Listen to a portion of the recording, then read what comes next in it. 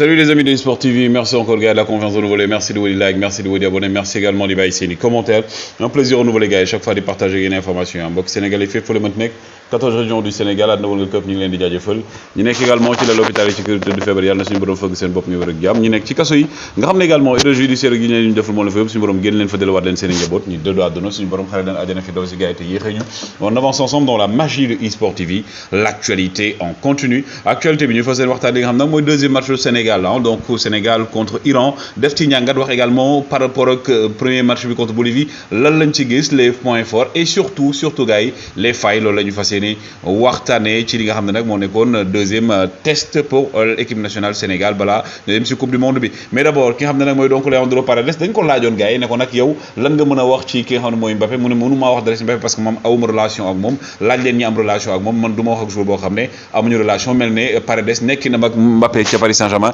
demul woon non pendant ça également toujours du côté du Paris Saint-Germain ki nga xam ne mooy donc Presnel Kimpembe moom daal ba moytu indisponibilité dina dem ba minimum le 25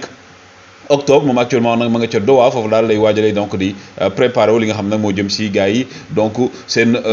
jëm ci Ligue des Champions par rapport ni ñuy war a doxalee. pendant ce temps nag ki nga xam ne mooy donc Erling Braut Haaland selon les médias anglais moom daal dafa ne ki nga xam ne mooy Jude Bellingham na daal di ñëw fa nga xam ne mooy ca Manchester City bañ a dem fa nga xam ne mooy donc ca yeneen club yi gars yi nag dañuy ñëw wax ci li nga xam nag mooy première mi-temps Sénégal une mi-temps fermée avec cette image de nos confrères de Tagat SN lu tax une mi-temps fermée d'abord dañuy ñëw ci li nga xam ne mooy ndorteel yi par rapport ak également li ñu gis ci li nga xam ne mooy Sénégal bi donc on a vu que Aliou Cissé également a fait quelques changements donc par rapport à son effectif Cissé nag gis ngeen ko ñi mu teg 11 bi mu teg on a vu donc que ki nga xam ne mooy donc Pape Abou Cissé Jacob ak Formose Mendy ak Idrissa Gana Gueye donc Nampalys ak Ismaïla Sarr ils étaient présents dans le 11 de départ boo gisee 11 bi nag da nga naan ki nga xam ne mooy Aliou Cissé donc dafa maintenir 4-3-3 bi à pointe basse donc également avec de nouveaux hommes ñu gis ne également des latéraux yoo xam ne ñi ngi doon xaar ñu wane seen premier match bu aussi les propositions sur les couloirs dañ ko doon xaar parce que Aliou Cissé il a l'habitude de jouer sur les couloirs Crépin Diatta boo xoolee dañu mel ne au milieu lañ ko teg pour apporter li nga xam mooy contraste bi amoon avec le profil de Pape Gueye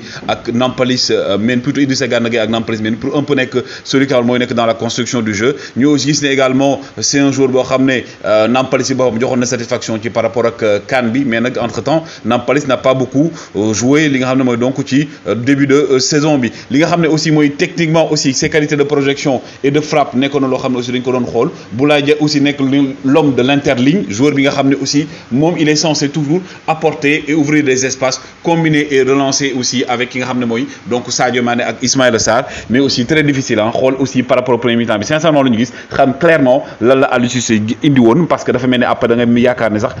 4-2-4 la daal di teg Nampalys et Gueye nekk comme ay double pivot match boo xam ne sincèrement par rapport à la construction il y avait beaucoup à dire donc Sarr ak Crépin également pour animer les couloirs Ismaïla Sarr très juste également raté occasion yu bëri franchement finition Ismaïla Sarr bi war nañ ko xoolaat mais également Crépin Diatta aussi il a beaucoup de déchets dans son jeu Sadio Mané et Boulaye également mel na ku ñoom ñaar lañ tegoon ci front de l'attaque bi avec beaucoup plus de mobilité pour Sadio Mané peut-être nag également donc ñun suñu jàngat la ñuy jox chaque fois comme je dis rek mais dafa meloon ni kii di donc Aliou Cissé dafa doon jéem a mettre Sadio Mané dans les mêmes conditions que ni mu doon jouer au début ba muy soog a toj Bayern di soog a yegsi donc en tant que double attaquant ak beneen attaquant bu ci mel ne Boulaye Dia comme ni mu ko doon def avec peut-être un Serge Gnabry à l'époque cette première période daal gars yi li ñu mën a wax mooy que ne nekkoon na loo xam ne adversaire bi avec Carlos Queiroz dafa fàtte aile yi parce que xam na ne suñu ñaari aile yi muy Formose Mendy ak également ki nga xam mooy Ismaël Jacob il faut le dire vrai par rapport ak li ñu doon apporter apport offensif bi demeewul noonu il défendait bien mais sur le plan offensif il n'apportait pas beaucoup par rapport au surnom bi même bu fekkee ne pour man gis naa ne kii di Formose xaw na tane par rapport ak ki nga xam ne mooy Ismaël Jacob ci première période bi donc mais aussi surtout gars yi gis nañ ni suñu première période bi suñu milieu de terrain les gestes étaient lents la sortie de balle était lente li ñu doon bañ mooy relance longue yi finalement moom la ñu doon def Pape Abou Cissé parfois moo doon orienté jeu bi vers l'autre côté alors que Koulibaly moom il était toujours sur la relance. Mais période bi également man personnellement jàngat mooy que dafa mel ne Sadio Mané il était un peu fatigué Sadio Mané dafa mel ne ku sonn suñu latéraux également ils étaient carrément déconnectés de l'apport offensif et aussi ils étaient très très bas sur le terrain mais aussi qualité yi nga xam ne mooy Boulaye Dia entre les lignes gis naa ne Sénégal profito ci comme ni ñu ci waroon profito aussi transition yi également ñu gis ne suñu équipe elle était coupée en 4 donc avec plutôt 4 offensifs yoo xam ne ils étaient carrément déconnectés ak ñi nekkoon ginnaaw donc milieu de terrain bi ak attaque bi dafa mel ne carrément dafa amoon déconnexion vrai sens du terme le 4-3-3 bi nga xam ne sincèrement Sénégal moom la ñu doon match bi passé pour man je l'ai dit ce matin automatisme la yoo xam ne am nañ ko Aliou Cissé moom la waroon reproduire mais finalement il ne l'a pas reproduit sincèrement comme ni ñu ko bëggoon maintenant nag deuxième mi-temps bi la ñuy dugg parce que aussi beneen gis-gis lañ ci am. en deuxième période gars yi deuxième période bi ki nga xam ne donc mooy donc Ismaël Jacob ci benn centre boo xam ne défense waa Iran ñoom ñoo ko daal di dévier Sénégal daal di mener 1-0 un but boo xam ne comme je dis c'est un but anodin donc dugg na mais quand même derrière l'Iran a su se relever benn absence moo ci am benn erreur défensive bu Pape Abou Cissé qui était en retard sur le but de Sardar Azamoun waxoon naa leen ko naa leen kii mooy le Messi iranien il joue au niveau du Bayer Leverkusen maa ngi ko doon wax keroog gars yi ñu suivre vidéo bi aujourd'hui c'est lui qui a été le buteur et que également montré leen que ne Sénégal donc sur le dos de la défense il y a des espaces à prendre aujourd'hui également le changement de Cheikhou Kouyaté comme je dis moi j'ai toujours défendu Cheikhou Kouyaté mais aujourd'hui je n'ai pas compris donc l'utilité de Cheikhou Kouyaté parce que Cheikhou Kouyaté dugg na gars yi mais franchement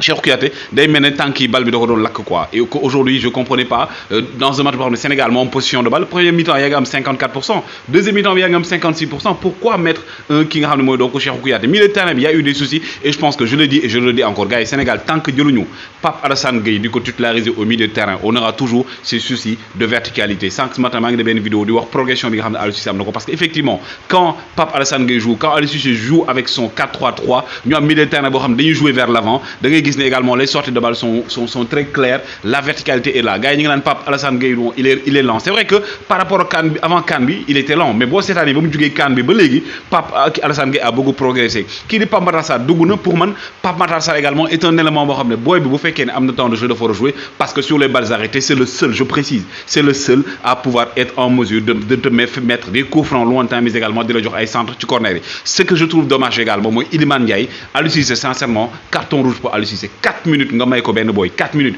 un gosse boo xam déjà tu le fais jouer sur l'aile alors que moom au niveau de Sheffield United duñ ko jouer loo ci aile bi il joue sous le dos derrière le premier attaquant mais aussi la sortie de Boulaye Dia pourquoi faire sortir Boulaye Dia si tu as un Nicolas Jackson au niveau donc du banc et que tu ne le mets pas pourquoi aujourd'hui je dis sincèrement Sénégal moom moo piégé boppam et que bu fekkee ne li ñu wane tey moom lañ nar a jouer contre carrément équipe bi di donc Hollande c'est mal parti Sadio Mané flop gars yi Sadio Mané suñu joueur la mais bu doxul lañ ko wax Sadio Mané flop Sadio Mané les passes zéro la percussion aujourd'hui zéro Sadio Mané n'a pas été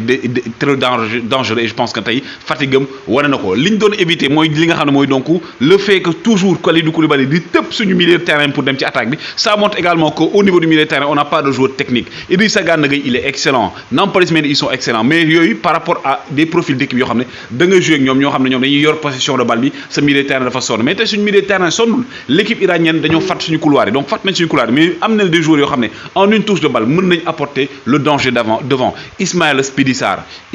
day def li gën a difficile li gën a yomb mu daal di koy yàq li gën a difficile day bàyyi day duut wala mu paajal loo leen bëgg dem ba si nga mooy surface de réparation bi soit mu def benn centre approximatif wala boog muy dóor ci kaw góol bi Ismaïla tant que tu ne travailles pas ça je te le dis pour nga progresser dem ci équipe bi mag ce sera difficile gars yi loolu la amoon pour wax aujourd'hui le Sénégal a fait match nul avec l'Iran un match décevant pour moi un match boo xam ne le milieu de terrain montre que le Sénégal dafa war a lijjantiwaat sur milieu de terrain bi et que également aujourd'hui Aliou Cissé doit donner beaucoup de temps de jeu à certains gosses mais également les gars les balles arrêtées zéro. tey laaj bi mooy tey nan ngeen jàngee match Sénégal bi nan ngeen gisee également coaching de Aliou Cissé comme je dis parce que aujourd'hui pour moi il est passé à côté yéen nag joxe leen sa xalaat c'est une appréciation personnelle le 4-3-3 devait être reconduit wéy leen like wéy leen di abonné jaa ngeen jëf.